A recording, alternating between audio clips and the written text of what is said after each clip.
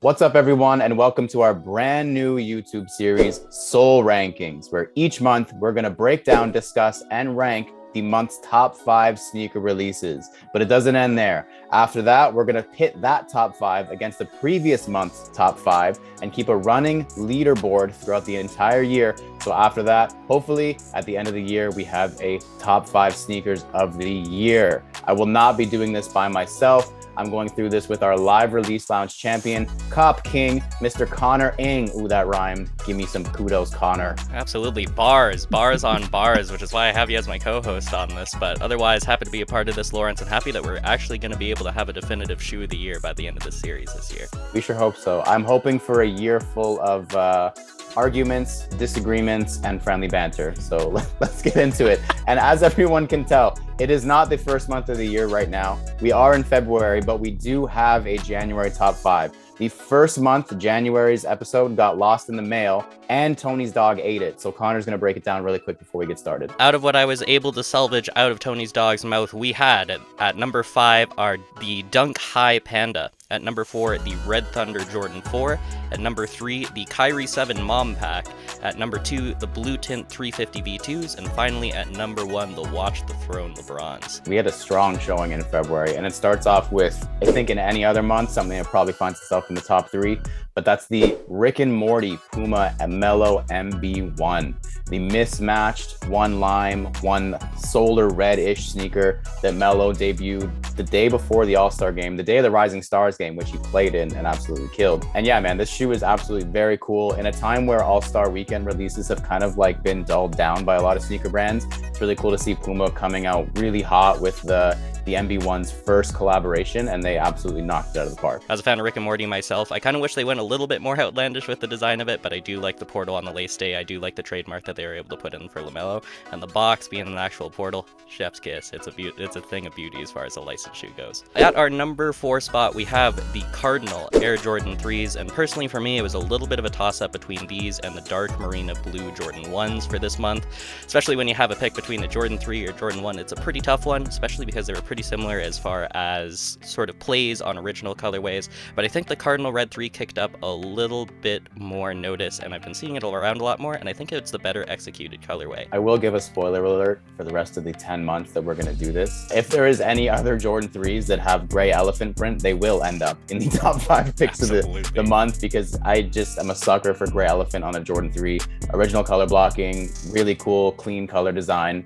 I'm sold. It doesn't take much. And coming in at number 3, we have the Notre Vans Style 36 pack, the Cafe pack. Came in 3 different colors. You had a mocha, you had a fine china, and you had a matcha. And man, they're just all so clean. The reason I didn't buy any of them is because I couldn't decide which one was the best. And that's a good problem to have. It's such a simple play on that shoe, and such a simple play that they've done on their previous Vans collaborations, but I really, really like how thematically this one came together. The fact that we have that sort of beverage set that's set out for, you know, your mochas, your teas, but I'm a big fan of the fact that we have a matcha one now for the bubble tea lovers out there.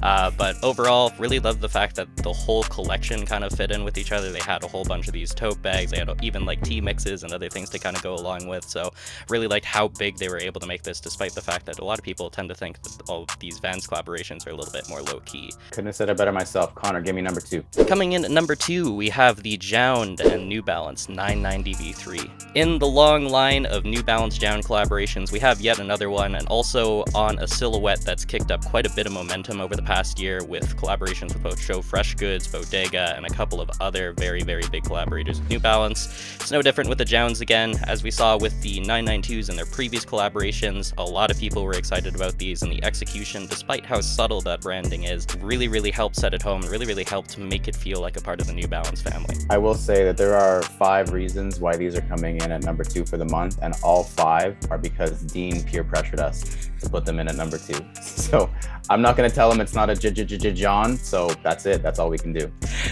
And with that wonderful joke, we're going to pass off to our number 1 pick for the month. The highly anticipated, slowly rolling out Union Dunk pack started in February, and it started with the pistachio colorway of the Passport pack. We're getting 2 other ones coming, I think, in March, but for now we're getting the premier pair and the pistachio based off of the original colorway on the Dunk High, the pistachio Dunk Highs, which I absolutely love. I still want them so bad.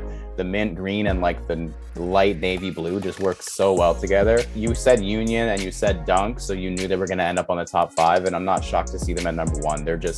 It's a good shoe. It's a really good shoe, and the packaging is just, again, chef's kiss. They're so well done. And I feel like Chris Gibbs did a really, really good job as far as contextualizing these shoes as well, like reading into the fact that this was inspired by the region-exclusive Japan packs, and how much I loved some of those dunks back in the day was really, really cool, and really, really told me that, like, hey, this collaboration is coming from the right place. There's a personal attachment here.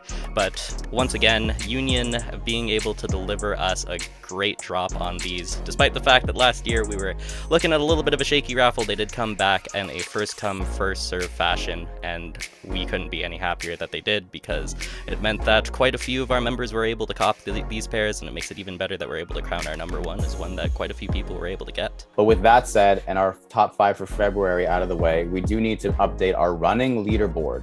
So our running leaderboard now, going forward from February, will now be coming in at number 5, Watch the Throne LeBron 9s. Coming in at number 4, Cardinal Air Jordan 3. Coming in at number 3, Notre Vans pack. Coming in at number 2, the Johns 990 V3. And coming in at number 1, the Union Dunk in the pistachio colorway. As we said, January was good, but clearly February was a lot better. I'm comfortable with where we're going into March. I think that there was definitely a couple of shoes that released this month that I want to give a little bit of a spotlight that we don't have in the top 5. This one was a personal one for me because I was really, really fighting for it, but the acronym Blazers, really, really cool idea behind the heel cup, and it's also cool to see that they were able to not only kind of give a new medium for people to work with on a shoe, but also it's always good to see Aerolson back on a collaboration with Nike, even if the reception on it from the general public wasn't quite there. I was a huge fan of those as they came out earlier on this month. Out of this running 5 that we have right now, which ones do you think have the best possibilities of staying within that 5? Honestly, I think the Jowns are going to stand up against the whole year. People love their New Balances, and I think as we go throughout the year, we may not see a better New Balance collaboration. I know it's only February, but we may not see another New Balance collaboration that really kicks these out of the top 5. So I think that they may stay where they are for the remainder of the year. That's our top 5 for this month, but make sure you check back in March as we break down next month's releases. It's going to be a busy one. It is Air Max month, and then we're going to compare them to our running top 5 that we have right now. I have been Lawrence Hopkins. That has been Connor Ing. This has been Soul Rankings, and we are OUT. Peace.